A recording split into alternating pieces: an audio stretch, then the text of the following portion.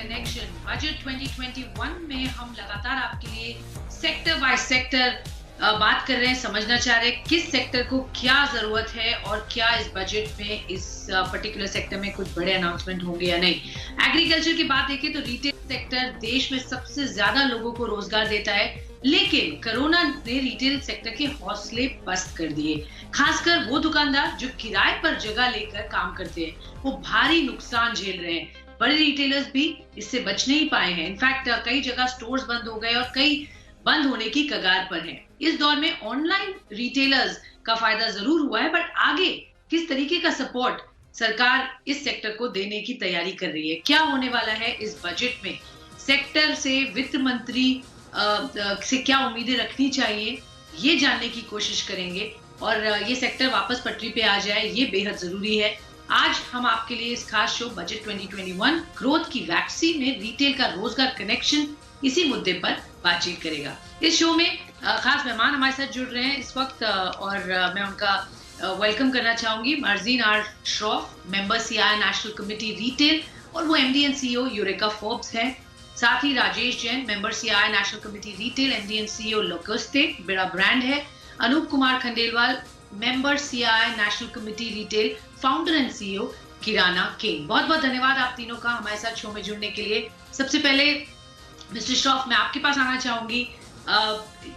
इस बार बजट से बहुत उम्मीदें लगाई जा रही हैं। इनफैक्ट वित्त मंत्री ने खुद कहा है कि ये कई सालों में एक अलग तरीके का बजट होगा, बहुत ग्रोथ ओरिएंटेड बजट की बात की जा रही है। रिटेल सेक्टर में पर्टिकुलरली आप क्या उम्मीद रख रहे हैं? बात हो रही है एक नेशनल रिटेल पॉलिसी को लाने की भी, तो क्या उम्मीद है आपकी? उम्मीद तो बहुत है Swati ji.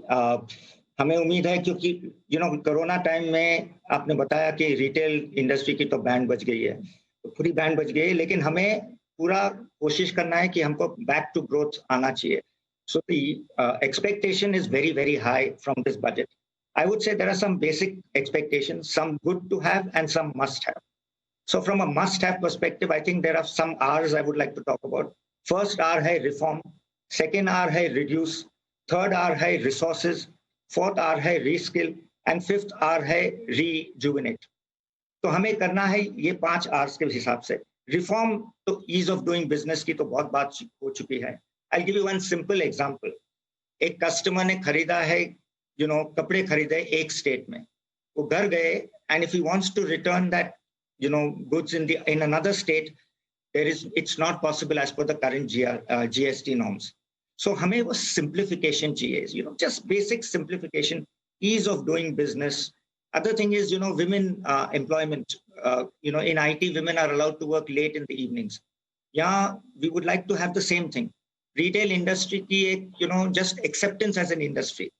We contribute close to 8% of India's labor and 10% of India's GDP. लेकिन हमें industry status नहीं मिली है. Is it possible not to do that?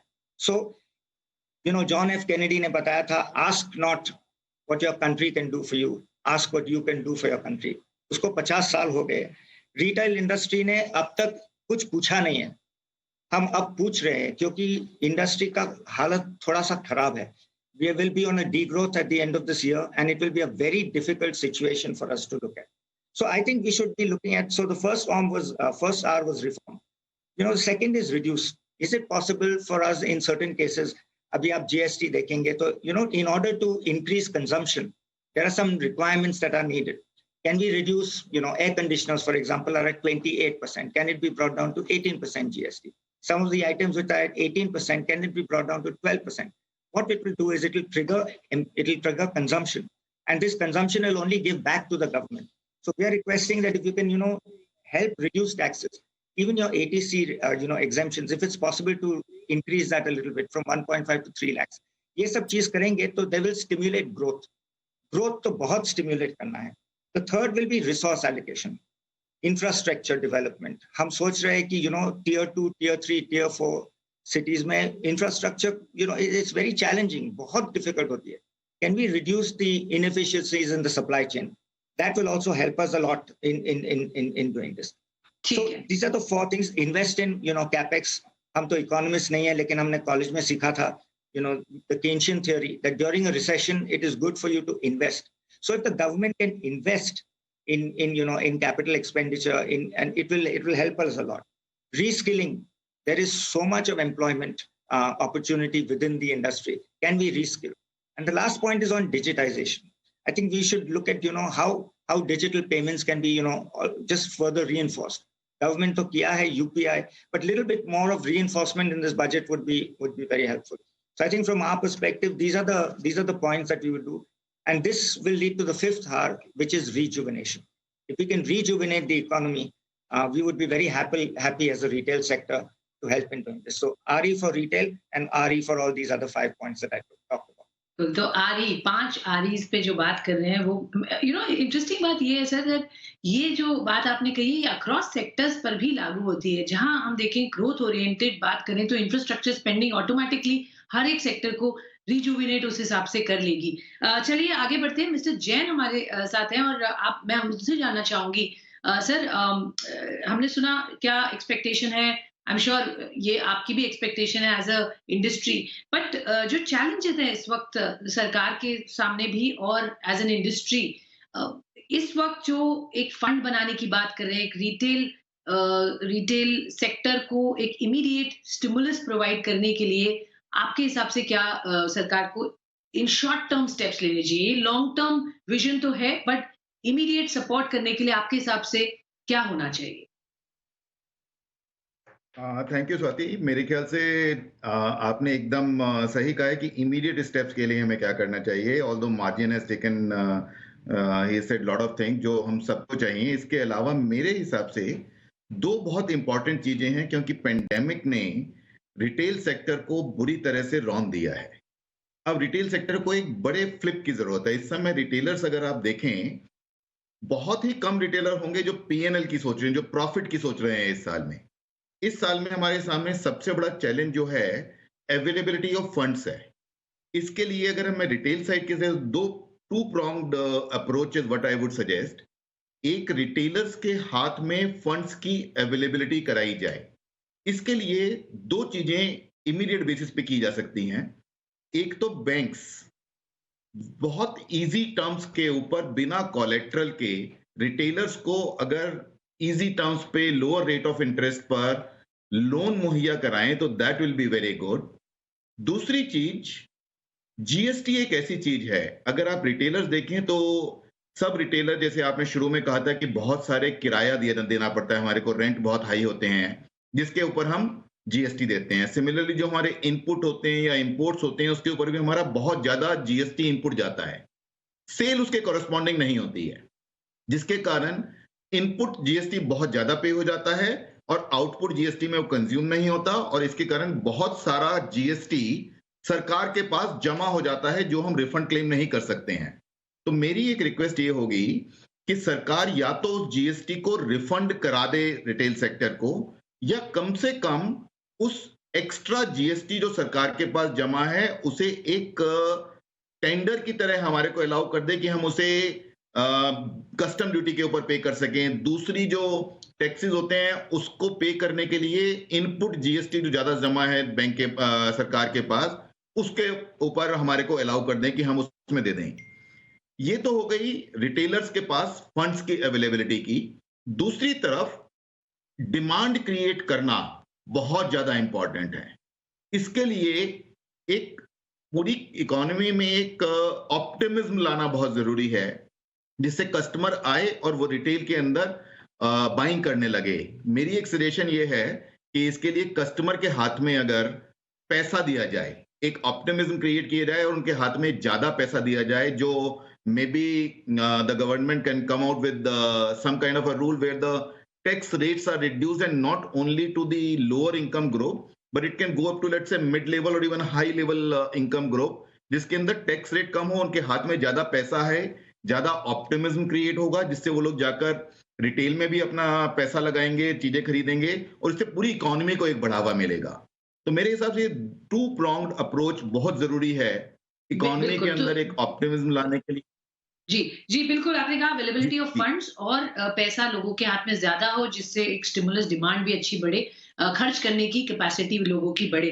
Mister Khandelwal, मैं आपके पास आऊंगी और हमने बात करी, अब समझ में आ रहा है कहाँ दिक्कत है, बट एक अच्छी बात इस दौरान ये भी हुई है कि डिमांड और रिकवरी बड़ी स्ट्रांग दिख रही है अक्रॉस द बोर्ड।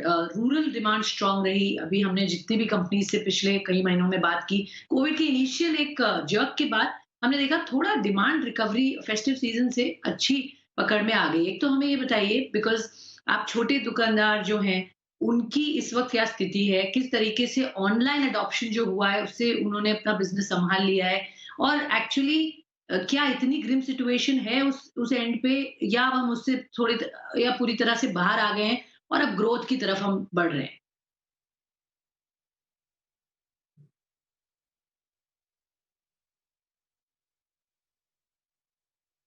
जैसे खंडेलवाल, कैन यू मी? आप सुन सकते हैं मुझे? हाँ जी मैडम। जी बताइए सर। हाँ, तो मैडम देखिए, मैं जो एक सब्जेक्ट मैटर जो थोड़ा-सा अपलोड करना चाहूँगा, वो करना चाहूँगा किराना सेगमेंट। जी। तो किराना सेगमेंट में देखिए कि पैंडेमिक के दौरान जो किराना सेगमेंट की एक वैल्यू लोगों के सामने जो आई है, उसको मैं चाहूँगा कि इस तरह से इस बजट के अंदर कुछ ऐसी पॉलिसीज़ को इम्प्लीमेंट किया जाए, जिससे कि देश के अंदर ये ट्रेडिशनल तरीके से जो एक जनरल ट्रेड चल रहा है, उसको प्रोत्साहन मिल सके। क्योंकि देखिए हमारे देश में आज या तो एक जनरल ट्रेड की बात होती है या मॉडर्न ट्रेड की बात होती है। तो देखना ये है कि किस तरह से एक इतनी बड़ी रिटेल की जो इकोनॉमी है, सरकार की कोई नीतियां, कोई पॉलिसी ऐसे आए जो people can adopt the transformation, जिसको हम बोलेंगे स्टैंडर्डाइजेशन। तो दूसरा है डिजिटाइजेशन। तो आई थिंक बहुत सारी ऐसी चीजें हैं जो अगर इस बजट के अंदर जो अगर इम्प्लीमेंट की जाए, तो देश की इस रिटेल इकोनॉमी के अंदर जो ग्रोसरी रिटेल का एक बहुत बड़ा योगदान है।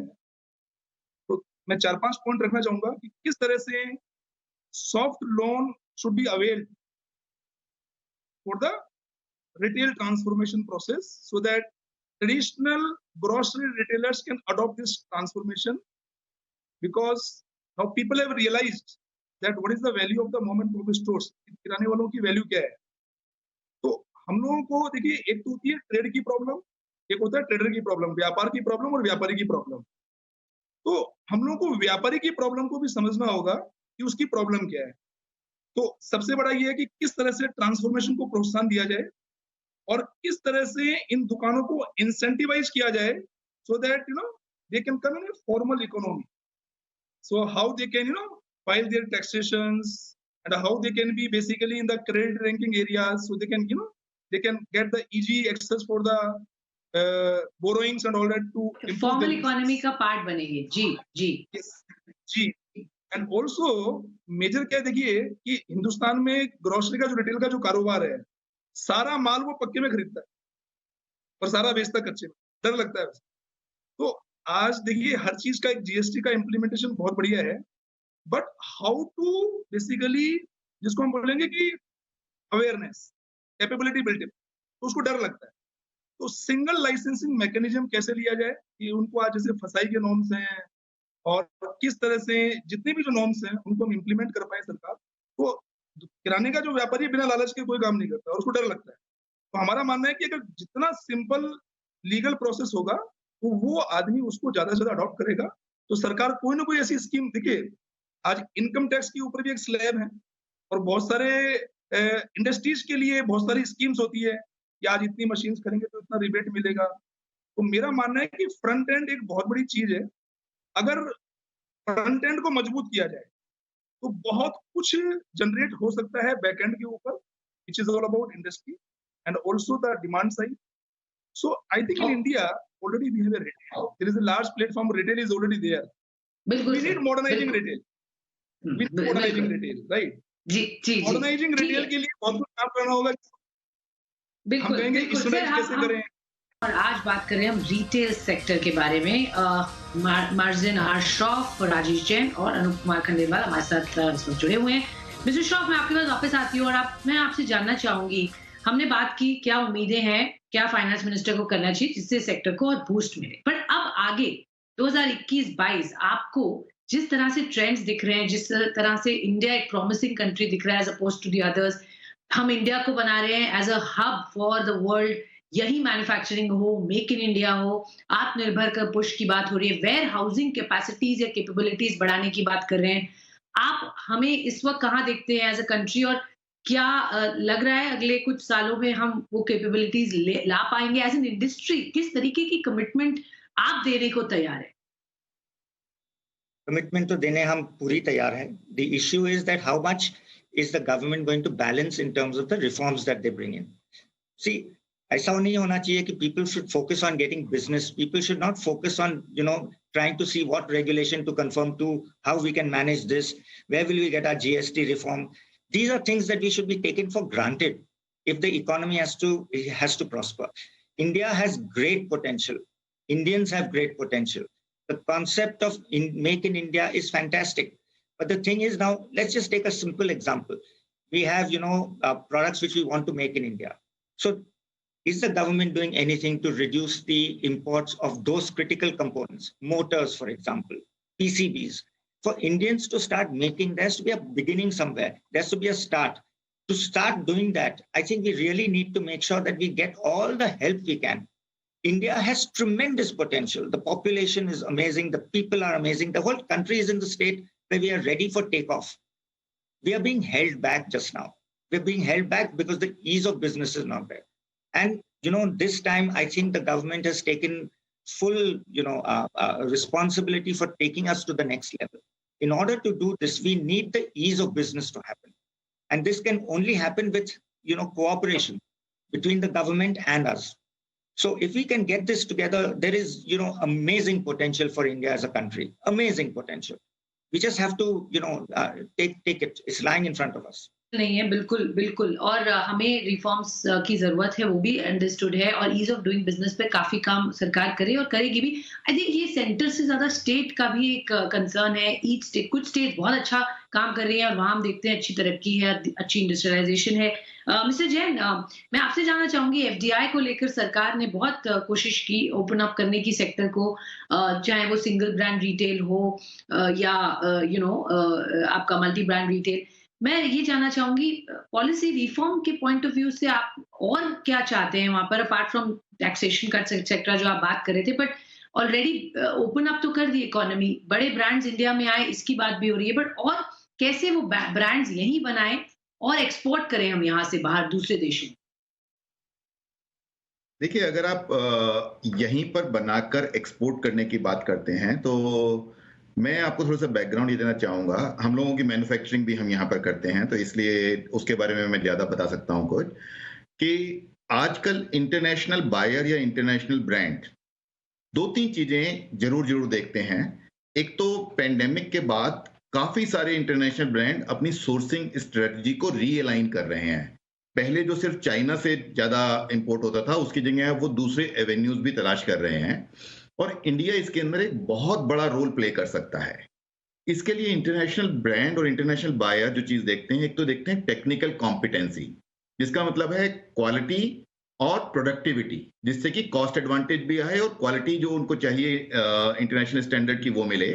दूसरी तरफ बहुत इंपॉर्टेंट है एक इंटरनेशनल ब्रांड या इंटरनेशनल बायर के लिए कि corporate social responsibility, that means social compliance, social laws compliance और सस्टेनेबिलिटी बहुत इंपॉर्टेंट हैं.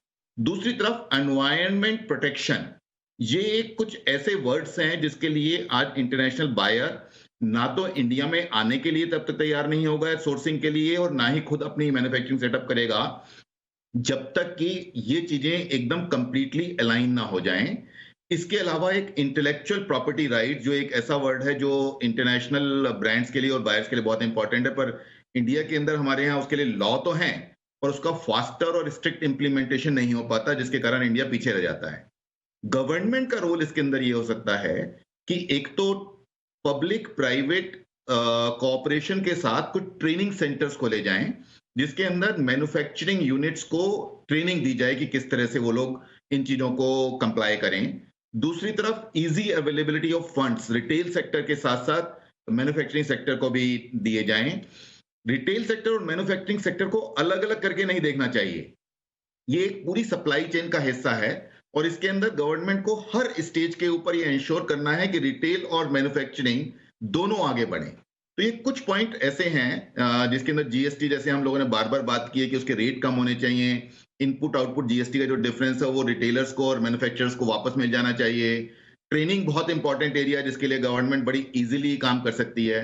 इस तरह के कुछ अगर गवर्नमेंट एक्शन लेती है तो कोई डाउट नहीं है कि इस समय इंटरनेशनल बायर्स और इंटरनेशनल ब्रांड्स इंडिया से सोर्सिंग की तरफ देखना चाहेंगे दोबारा से। तो ये मेरे कुछ पॉइंट्स हैं। बिल्कुल ठीक है सर, तो ये इंपॉर्टेंट बात है, इंडिया को यहाँ एक अपॉर्चुनिटी ग्रैब करनी चाहिए। जी मिस्टर खंडेलवाल, मैं आपके पास आऊंगी और ये जानना चाहूंगी, जिस तरह से अडॉप्शन हुआ है ऑनलाइन, और हमने इसकी छोटी सी बात भी की, डिजिटाइजेशन पर फोकस, दो तीन चीजें हैं। एक तो छोटे दुकानदारों और किराना स्टोर्स पर मैं ये जानना चाहूंगी किस तरीके की हालात अब हैं इस वक्त, क्या सिचुएशन बेहतर हो गई है और आगे क्या आउटलुक लग रहा है, जॉब्स को लेके या रोजगार को लेके तकलीफ कुछ हद तक खत्म हुई है या कम हुई है, क्योंकि डिमांड भी है इस वक्त, ये एक जरूरी बात है। और दूसरा कि ऑनलाइन या डिजिटाइजेशन और रीस्किलिंग की जो जरूरत है, ट्रेनिंग की जो जरूरत है, वो सबसे ज्यादा इस सेक्टर को जरूरत है, उस पर आप क्या कहेंगे? हाँ, तो मैडम देखिए कि इस पैंडेमिक के दौरान जो देसी जो किराने की दुकान वाले भी जो है ना, उनको टेक्नोलॉजी की का पावर भी पता लग गया और वैल्यू भी पता लग गया। तो मेरे ग्राउंड एक्सपीरियंस के हिसाब से मैं कह सकता हूँ कि people are ready for change, लोग परिवर्तन के लिए तैयार हैं। और जहां तक ई कॉमर्स की बात है, तो मेरे हिसाब से ई कॉमर्स खरीदारी करने का एक माध्यम है। तो India is the market where the omnichannel presence is required, कि एक ही कंज्यूमर का जो बिहेवियर जो होता है वो अलग अलग होता है, ठीक है। तो कंज्यूमर को आज ऑफलाइन भी चाहिए, ऑनलाइन भी चाहिए, तो ऑनलाइन एक दुकानदारी करने का जरिया है। तो आज की तारीख में जितने भी जो किराने वाले रिटेलर्स हैं, तो अच्छे टायर 1 टायर 2 के काफी सारा अडॉप्शन हुआ है, और टेक्नोलॉजी का बेसिकली अडॉप्शन काफी तेजी से बढ़ रहा है। और उम्मीद है कि आगे भी इस तरह से जो पैंडेमिक के दौरान जो कंज्यूमर बाइंग हैबिट्स जो बदल गया है, कंज्यूमरों का फूड हैबिट जो बदल गया है, उसके दौरान ये एक ऑप्शन नहीं है दुकानदारों के पास में, एक नीड है, ये मेरा मानना है। बिल्कुल ऑप्शन नहीं है, नीड है, और बिल्कुल अडॉप्शन हो गया, आप कह रहे हैं बिल्कुल हम तैयार हैं। मिस्टर शौफिक, आप फाइनल सवाल आपसे और फिर हम शो को रैप अप करेंगे। मैं ये, आपने कहा कि सरकार को यहाँ सपोर्ट करना चाहिए, वहां पर पहल करनी चाहिए, चाहे वो ड्यूटी स्ट्रक्चर को लेकर हो, कंपोनेंट्स हम बनाएं जिससे मेक इन इंडिया हो। मैं ये तो हम देख ही रहे हैं कि सरकार लगातार अनाउंसमेंट्स दे रही है, चाहे वो एंटी डंपिंग ड्यूटी के तौर पे कहीं से बाहर से जो विदेश से आ रही हैं चीजें, तो मेक इन इंडिया को पुश देने के लिए और बहुत सारे प्रावधान करने के लिए सरकार एटलीस्ट तैयार है, सुन रही है। ये तो हमें फीडबैक आप ही की इंडस्ट्री से मिलता है। इस वक्त दिक्कत कहाँ पर है? सप्लाई चेन क्या वाकई एक कंसर्न है, जो हमें जिस क्वालिटी के प्रोडक्ट चाहिए वैसी सप्लाई चेन तैयार नहीं हो पा रही है क्या भारत में? There is a genuine issue in tier 3, tier 4 towns of supply chain inefficiencies. Infrastructure is very poor in those towns. That is one part of it. The second part of it is, if you look at it from a commodities point of view, abhi commodity prices have shot up so dramatically. Steel, aluminium, plastic, 30 to 40% increase in price in the last couple of months. To keep the quality, so aap quality ki baat kar rahi hai. Quality is a combination of what the customer will pay and how the manufacturer can deliver at the right, price quality equation. So, iske liye, when these kind of prices shoot up, and then there is no inconsistency in the tax structure, etc. This is where the issues land up. So, for Make in India to happen and for Atmanirbhar, Bharat to happen in the right format, we really need to make sure that we get this infrastructure right. And infrastructure is in smaller markets. Deliveries which cannot happen in those markets. There are many, bottlenecks in this. We really need to get that right. And if we get that right, investment in transportation, investment in digital fibers, for making sure that the right amount of bandwidth is available in all the places everywhere. All of these infrastructure investments which happen will really help us to take off to the next level. So I'm saying that if there is one message, in the last year, the government has spent about 40% of its budget on infrastructure. It has to be at least 55% like the year before. So I think if we can just request that this happens in the right way, in a right systematic and planned manner, it can really help us to take off to the next level. All right, तो infrastructure spending बहुत बढ़ाने की यहाँ पर बात है और 55% spending infra पे हो तो वो सभी के लिए अच्छी होगी, इंक्लूडिंग रिटेल सेक्टर। बहुत बहुत धन्यवाद आप सभी का हमारे साथ जुड़ने के लिए, mister Shroff, mister Jain and mister Khandelwal. तो ये थे रिटेल सेक्टर की डिमांड या मांग बजट से। देखते हैं क्या निकल कर आता है, बट इंफ्रास्ट्रक्चर स्पेंडिंग बहुत अहम है और यही उम्मीद की जा रही है। धन्यवाद आपका।